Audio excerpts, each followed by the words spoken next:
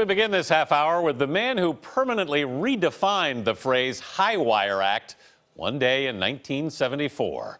Philippe Petit's death-defying performance on that summer morning is dramatized in a new film by Robert Zemeckis that opened nationwide this weekend. It's called The Walk. Welcome to New York. Anything to declare? I'm going to hang a high wire between the two towers of the World Trade Center and walk on it. Good luck.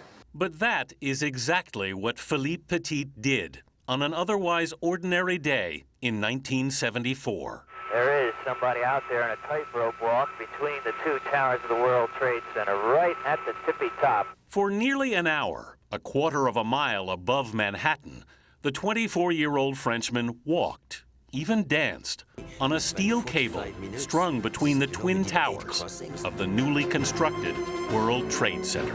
Please tell me for a moment you were nervous that morning. I am never nervous before a performance. First, I cannot afford to be. I always put myself on the wire at departure with a feeling that is both mental and physical, a feeling of certitude. Petit planned the caper for more than 6 years and even made a trial walk some years before, sneaking a cable between the spires of the Cathedral of Notre Dame in Paris.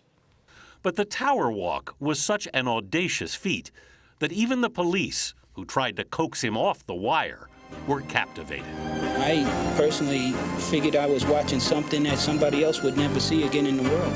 A consultant on the movie, Petit helped train actor Joseph Gordon-Levitt in the art of wire walking. But the film's greatest achievement is recreating through 3D and CGI an event that was only captured in still images that day. The viewer in the film obviously gets to look at everything around them. Were you seeing all that? No, and there is a beautiful scene, a beautiful treatment of the moment by the director. Just as I'm stepping on the wire, the whole world does not exist. Only a wire was there in my mind.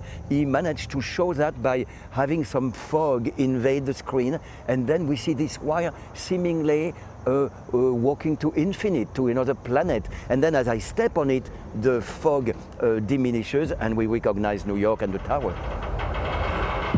How do you make yourself do that, not see the city?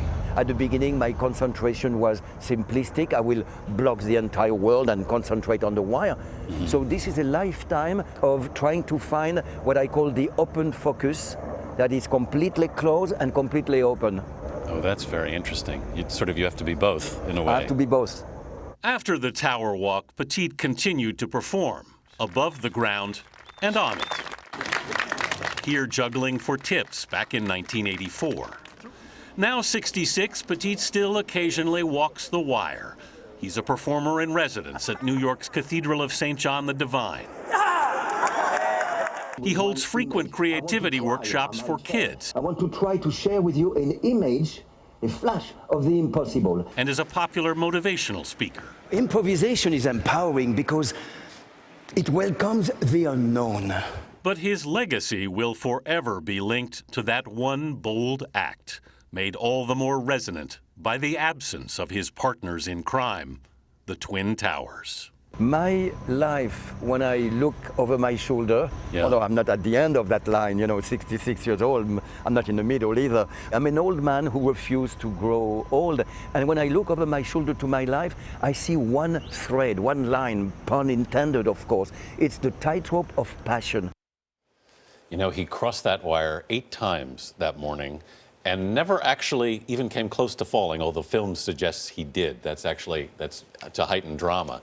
And he says he did stop and he sat on the wire in the middle because at that moment he wanted to look down and see the city beneath him that he'd had to tune out when he first stepped on it. It's so fascinating to hear him say be open and be closed. Yes. But did he tell you, how does one train to get that? I mean, he you can't trained recreate really it. for 6 years. The moment he saw they were building that building, he dreamed of walking between the towers, and he worked 6 years to do it. I think it's safe to say he's the only one that dreamt of that. I think you're probably right.